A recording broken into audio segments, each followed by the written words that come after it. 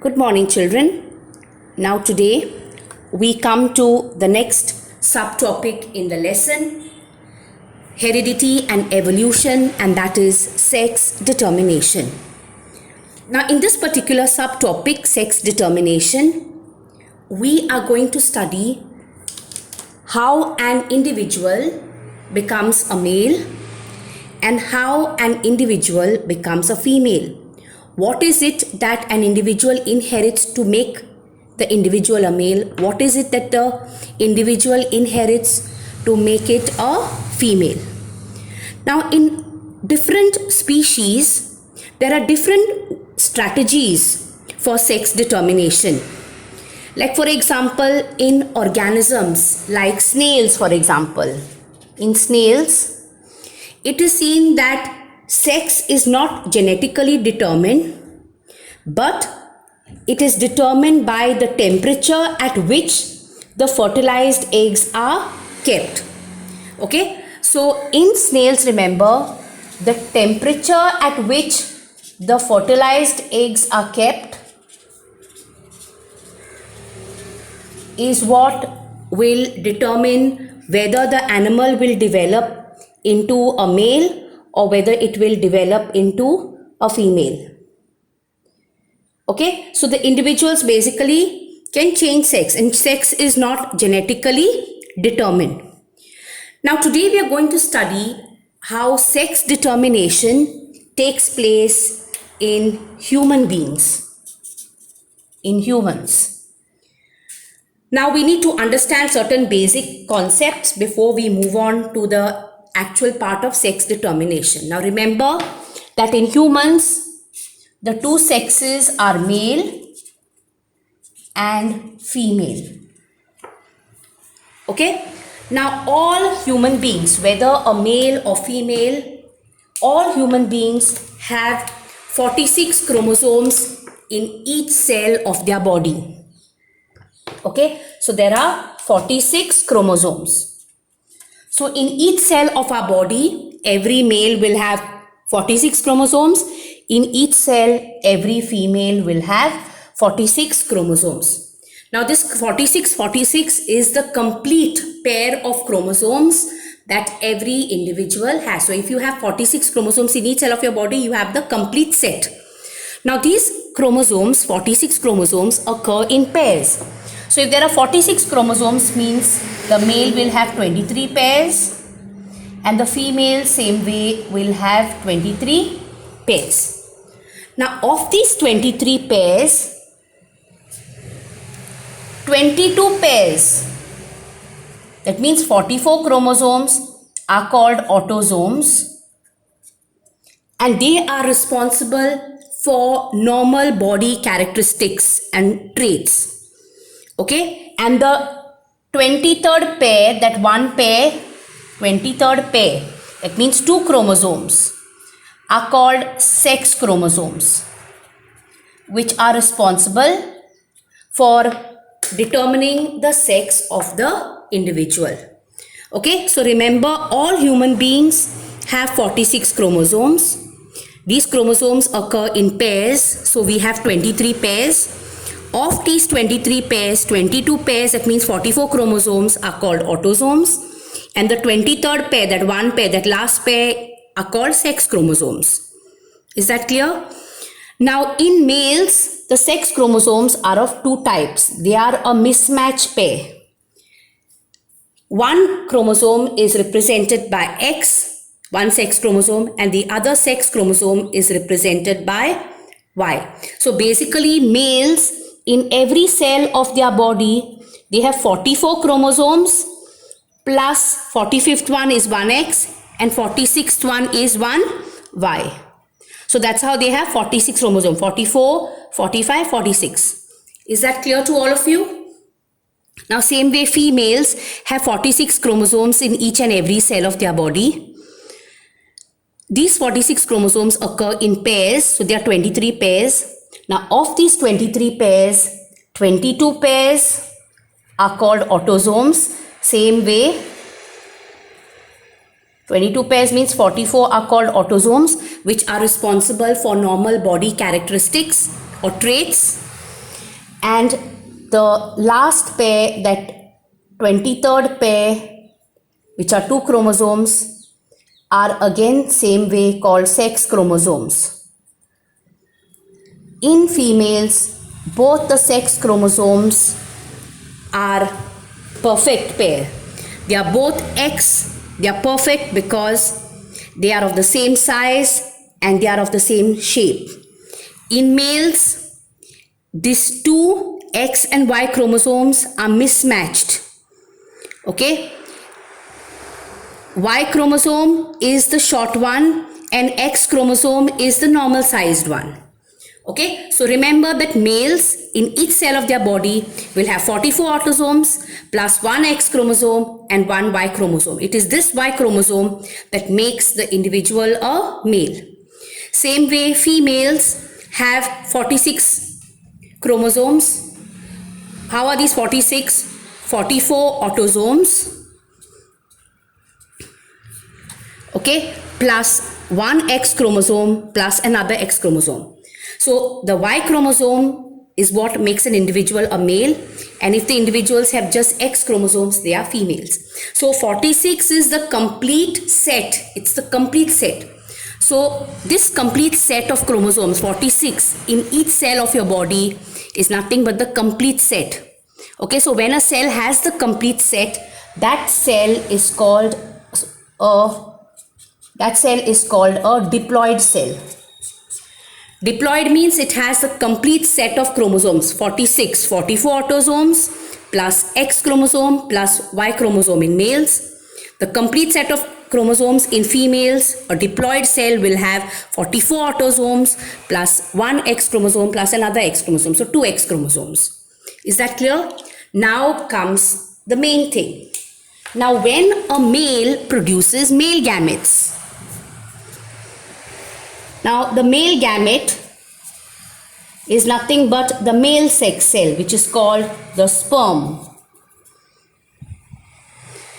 And the female will produce female gametes, which is called the ovum, or it's called the egg cell. Okay? Now remember that when a male produces male gametes, these gametes, when a female produces a female gamete, these gametes have half the number of chromosomes. So instead of the complete pair, that's 46 chromosomes, they have just 23 chromosomes. Is that clear to all of you? Same way, when a female produces a female gamete, a female in each cell has 46 chromosomes, 23 pairs. Now this egg cell, this ovum, will not have 23 pairs, but just 23 chromosomes. So each sperm cell, so the male produces two types of sperms. So some sperms will have 22 plus X chromosome, 22 autosomes plus 1 sex chromosome, and some sperms will have 22 plus Y chromosome. Okay, so remember that males have 46 chromosomes, but when a male produces sperms, when a male produces male gamete, that male gamete will have half the number of chromosomes. So instead of 46, now the male will have 23. Of these 23, 22 are autosomes. Some sperms will have X chromosome. Same way, some sperms will have 22 autosomes plus Y chromosomes. Now when the female produces the egg cell or the female gamete, this egg cell will have 22 autosomes plus X chromosome, because both are X. So all the egg cells will be the same, 22 plus X. While sperms that are produced by the male are of two types. Some sperms will have 22 plus X and some sperms will have 22 plus Y. Now during fertilization, we know that the sperm and the egg cell fuse together. Now if a sperm containing this X chromosome fuses with the egg, then this individual or zygote will have 22 plus 22, that's 44, plus this X plus this X. So this individual now has only X chromosomes, so this individual will be a female. If during fertilization this sperm now containing the Y chromosome, if this one fuses with the egg cell, Then the zygote will have 22 plus 22, that's 44, plus X plus this Y. And this individual will now be a male. Is that clear? So here we see that each cell in the body has 46 chromosomes, that is 23 pairs. But when the individual produces the gamete, if a male produces the male gamete, the gametes will always have half the number of chromosomes. So the sperm cell, the egg cell are called haploid cells. Haploid means they have half the number of chromosomes. Diploid means the complete set, the total number of chromosomes. So in human beings, the total number of chromosomes in each cell is 46. So that's a diploid cell. But when the male produces sperms, when the female produces egg cell, those egg cells, those gametes will have half the number of chromosomes. So cells like this, like these gametes, which have half the number of chromosomes, are called haploid cells. So when fertilization takes place, when the sperm and the egg cell fuse together, the complete number will be restored in the zygote, in the offspring. And when both these two germ cells combine, we have studied in the previous subtopic, they restore the total number of chromosomes. So the original number, which is 46, is restored. And this is what will ensure the stability of a DNA species. Okay? Is that clear to all of you? So remember that all humans have 46 chromosomes. These 46 chromosomes normally occur in pairs. So there are 23 pairs. Now of these 46, 44, that's 22 pairs, are called autosomes. They are chromosomes which are responsible for general body characteristics. And that last pair, the 23rd pair, those two chromosomes are called sex chromosomes. In males, both the sex chromosomes are different. One is X and one is Y. It's a mismatch pair. X is normal size, Y is shorter. Okay? In female, same way, there are 46 chromosomes in each cell. Of these 46, 22 pairs. Of these 46, 44 means 22 pairs will be autosomes, and that last pair, 23rd pair, will be sex chromosomes. But here both the sex chromosomes are the same. Both are X. Now these cells which have 44 plus X plus Y, 46 total, these cells which have 44 plus X totally are called diploid cells. Diploid cells are cells which have the complete number of chromosomes, which have the complete number. Now, when the male and the female produce gametes, when males produce a sperm cell, when females produce the egg cell, those gametes contain half the number of chromosomes. So the sperm, instead of 46, now will have 23. Of the 23, some sperms will have 22 plus X, some sperms will have 22 plus Y, because male is producing two types of sperms.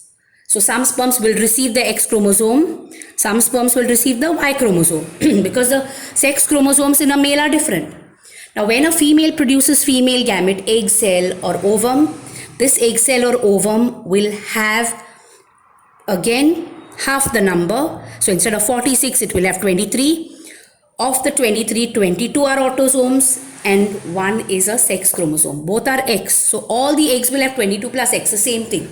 So if a sperm containing X chromosome fertilizes the egg cell, then the zygote will have 22 plus 22, that's 44, plus this X plus this X, that's 46.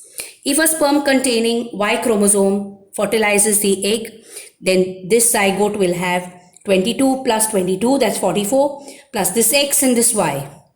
So this individual here will have a Y chromosome. This individual here has both X. So this one becomes the male, while this one becomes the female. Is that clear to all of you? So remember that sex of the child, whether the individual will become a male or a female, does not depend on the mother, because the mother, irrespective, will always produce egg cells with X chromosome. It is the father, it is the male who is responsible for determining the sex of the individual. And in many rural areas in India and even in our modern society, sometimes people are so illiterate, so ignorant that they start harassing the woman if she gives birth to a female child. Okay, and then they want to kill the fetus. They want to determine the sex of the individual beforehand, and then they want to terminate pregnancy and kill the fetus because the individual will be a female. So remember, and many men in our rural areas and societies, they blame the women, saying that because of you I have a female child. Okay, because they want a male heir. So remember that you cannot blame the female. It is the male who is responsible for sex determination. So whether the individual will be a girl or a boy will depend on whether it inherits the X chromosome or the Y chromosome from the father. So a child who inherits the X chromosome from the father will be a girl, and the one who inherits the Y chromosome from the father will be a boy.